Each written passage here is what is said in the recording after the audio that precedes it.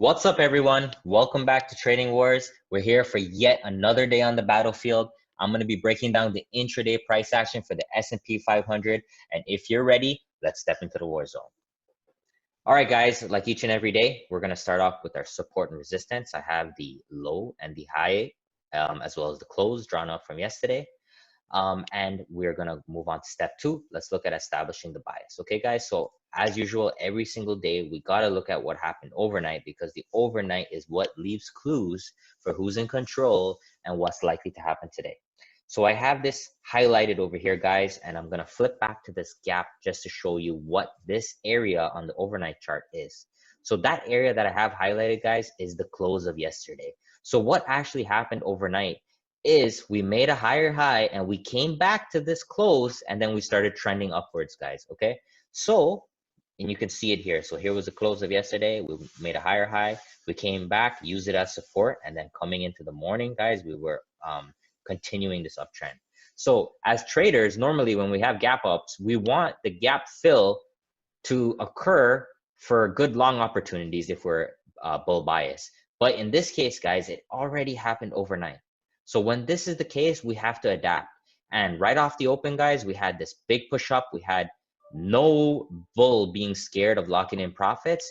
And when we've seen this push up, guys, we have to change our mindset on how we want to trade. So if the gap is not going to fill, what's the next opportunity? So guys, I posted this live on Trading Wars today on my Twitter, showing you guys the Fibonacci entry that I called out over here, guys. So I'm going to draw it up for you guys right here. So when we have this type of momentum, we drop our fib from low to high on the day, guys. And as we see, we come into the 50% and we hold strong. We get a nice double bottom. And at that point, guys, we can get in above the high of the candle with a stop right below the low. And guys, we would have hit 1R on this today. And the reason why you have to be kind of conservative and take your 1R is because the hourly at that time was outside of the Bollinger Bands and getting really extended.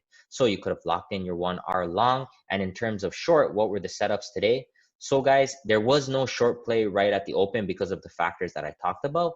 But coming in later in the day, guys, when we had this 3 attempts to make new highs and we couldn't, that showed weakness for the bulls. That showed that the shorts were stepping in, and that's why we had this big drop here, guys. You would literally enter right when this hammer candle breaks with a stop loss above the high of the day and just ride it down. And this is a normal setup that we see in a lot of days, guys. It's called the afternoon crash.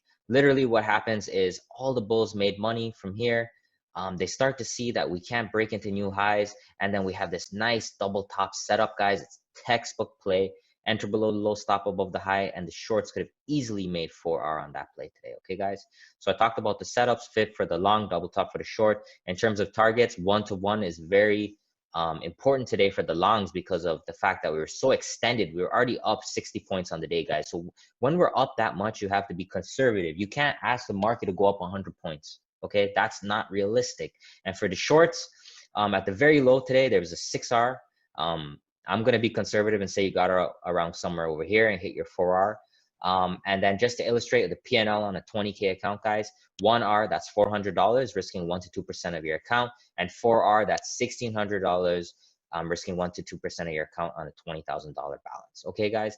And in terms of the outlook for tomorrow, let's go back to the daily chart.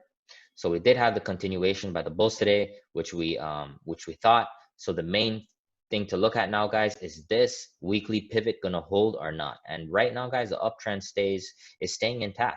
So higher highs, higher lows. When we open up the charts tomorrow morning and we look at the overnight, we'll know who's in control. But until then, guys, looks like the bulls have put in their weekly pivot, and let's see if that can hold. Okay, guys, if there's you guys have any questions, anything you want me to talk about, please leave a comment below. Let me know. Please show the love, comment, like, subscribe, and check me out on Twitter. And I hope you guys enjoy the rest of your day. Thank you very much.